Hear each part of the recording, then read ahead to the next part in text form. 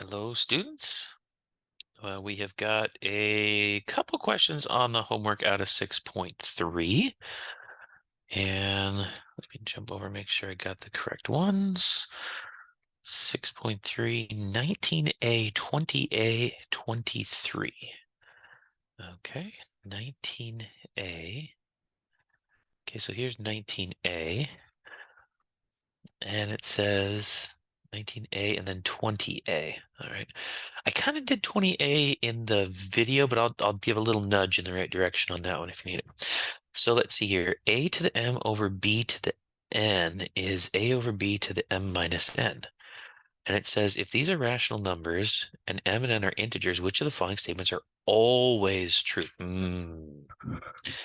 Okay, well, let's take a look at this and kind of get a feel for it. Looking at the pieces that we looked at previously. So let's see. Let me get a little white space in here. Okay, A and B are rational. Wait, it says A and B are rational numbers, but A is over B. So really, I think A and B should be integers, but yeah. Yeah. I don't maybe. I guess it's supposed to be rational numbers. So this could be a fraction to a power over a fraction to a power. But again, like we saw in class, the just because says rational number, you could choose integers, and integers are rational numbers. So let's take a look here. So I don't know. This one, I'm not sure if this one feels right. So maybe I would start by plugging in some numbers and giving an example. So let's see here. Let's say that I did the number 4. So that's A. And I raise it to the third power. And I divide that by, I don't know, 3 to the second power.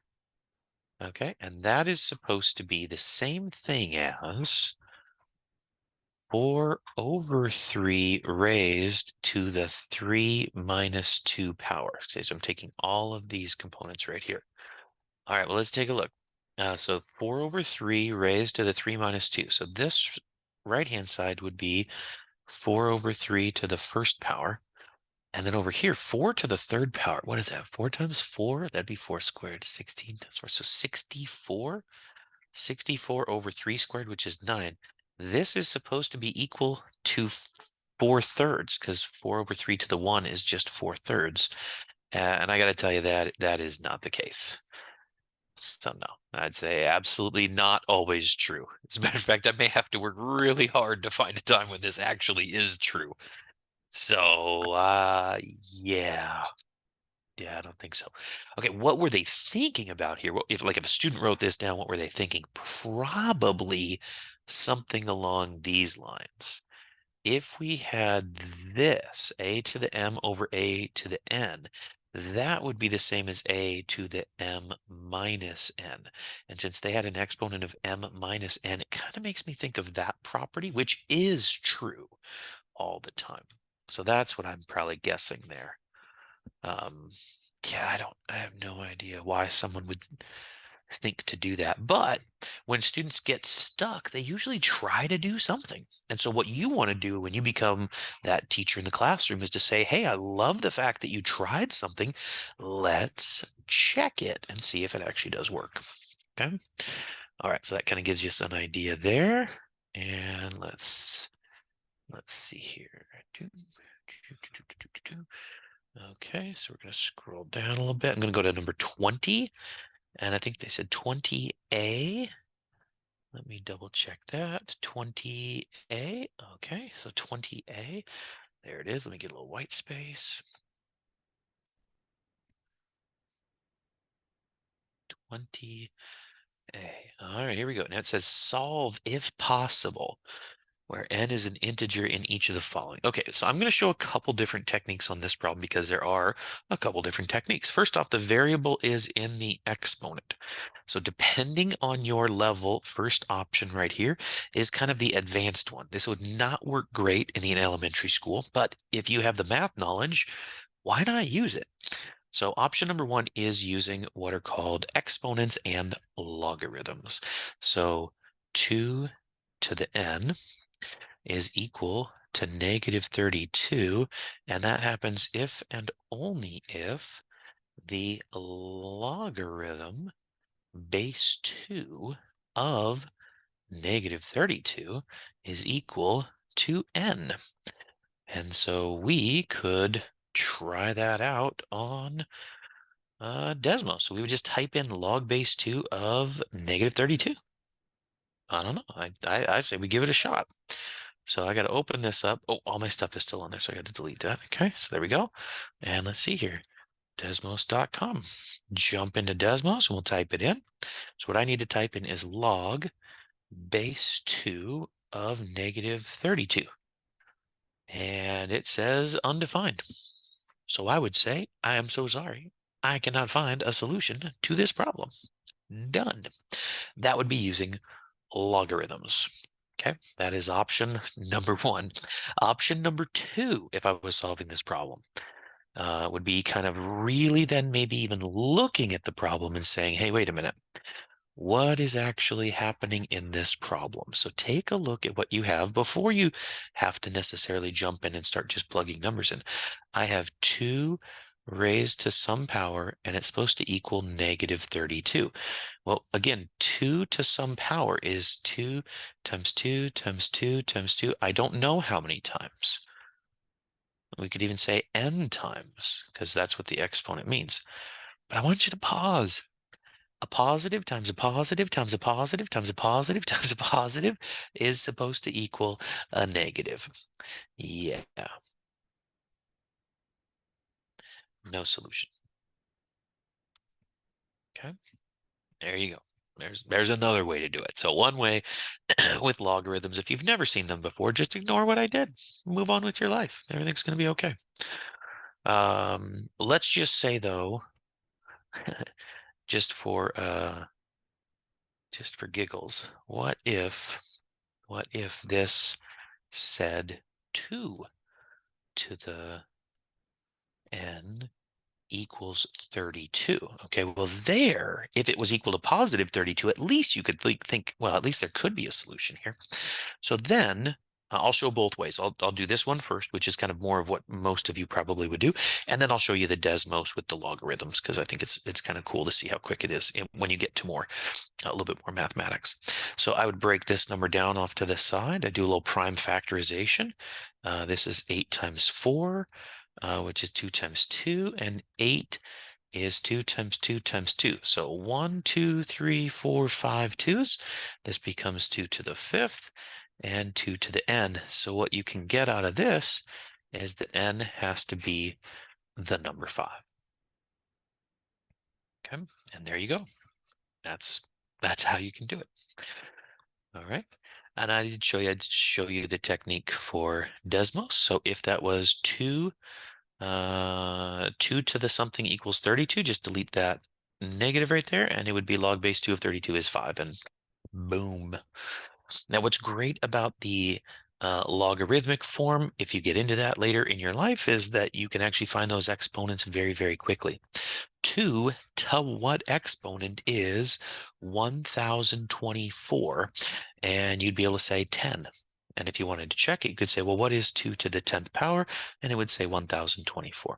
So again, the idea of a logarithm is just undoing that exponent. That's it. Just like division undoes multiplication. A square root undoes an x squared. This is how we undo exponents. Okay, kind of cool. All right, let's take a look. What else do we have here? And 23. So I got to jump to the next page. Which number is greater? Oh, yeah. If you aren't sure on this one, I'm going to just say prime factorization. Prime factorization. Make sure you factor these things all the way down to primes, and then from that point on, it should be pretty quick. So maybe I'll do part of one of them, because again, the goal is that you can do it. It's not all about what Scott can do. Let's take a look. Which one do you want me to do? A or B? B? Okay, because it looks uglier, I guess, has negatives. Okay, so negative 27. So if I had negative 27 and I had to factor that down, break that down, right? What is that? -3 times 9, and then 9 becomes 3 times 3. But I'm going to need to compare it to something that has a -3 in it. So what I'm going to do is I'm going to come down here and I'm going to say, well, that could be the same thing as -3 times -3. So that -27 becomes -3 cubed, because there's 3 of them.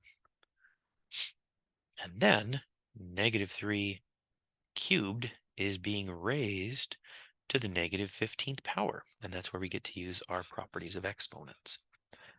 So remember, if you raise it to a power, what do I do with those two exponent numbers? You either add them, subtract them, or multiply them. And hint, it's not adding or subtracting. So once you have that done, what you're going to have is, when you simplify that, you'll have -3 to some power. And I'm making you do that part. And you want to compare it to this other number over here, and then be able to say which of the numbers is greater. Okay. There you go. That's the idea. Same is true for part A. Break both of them down into prime factorization. That prime factorization, remember, that's like the DNA of your number. Okay. All right, let's see here. And MCs, they said 8 and 14. Well, let's take a look at what it means for 8 and 14. So, question 8. Jim is not sure when to use multiplication by a fraction, when to use division. The following list of problems. How would you help him solve these problems in a way that would enable him to solve similar problems? Okay.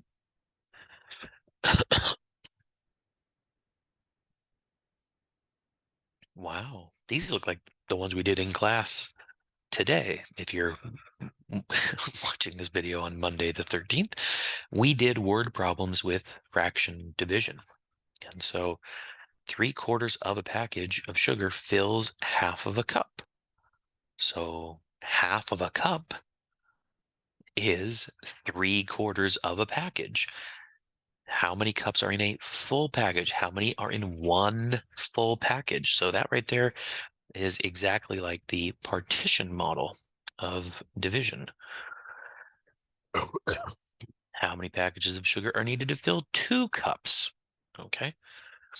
If 3/4 cup of sugar, I think this is an extension of part A. Yeah, I don't understand what B, because B looks like it's supposed to be in. B looks like it's a follow-up to A. I'm not 100% sure. But C, if 1/3 cup of sugar is required to make 2 loaves of challah bread, how many cups of sugar is needed for 3 loaves? So I know how much is for 2 loaves, and I want to know how much cups of sugar are there for 3 loaves.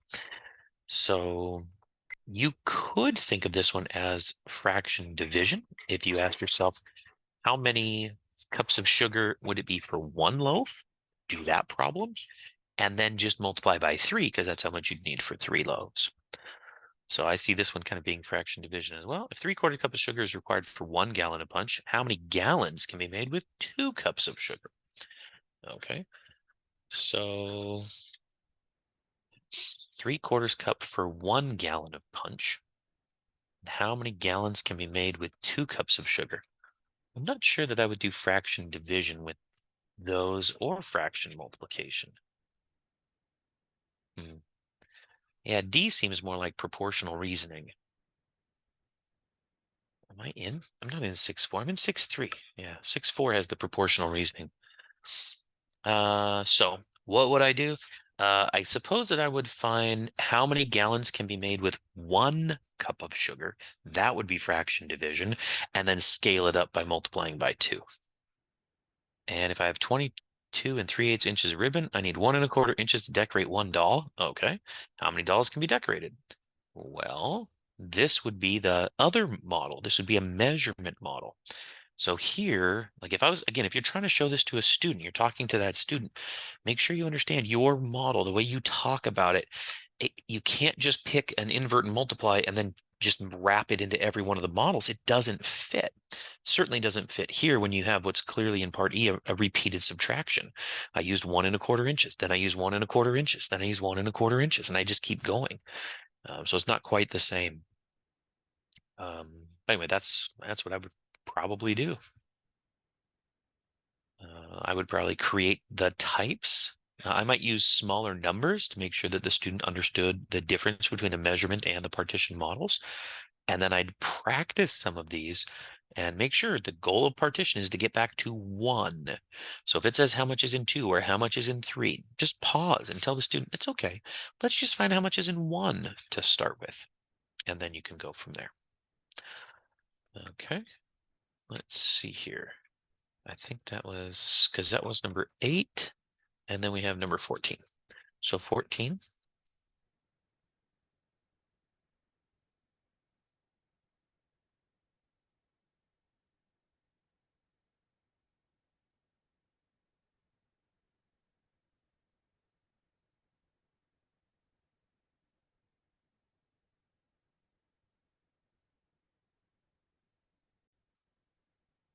All right, let's jump into number 14.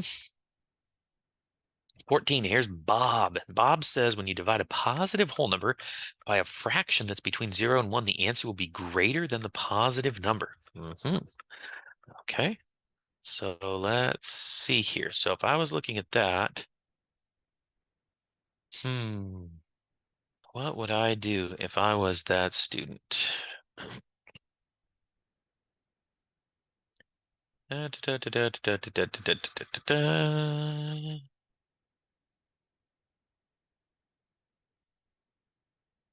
Let's see.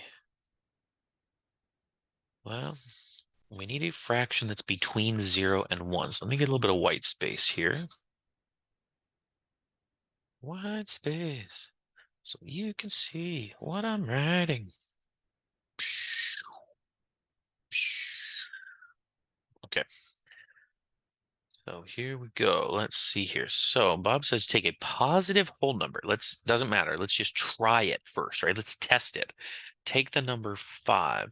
Bob says if you divide 5, okay, I'm going to divide it by what? A fraction that is between 0 and 1. So I need to pick any fraction between 0 and 1. Okay, so I'm going to pick, I don't know, 2/7.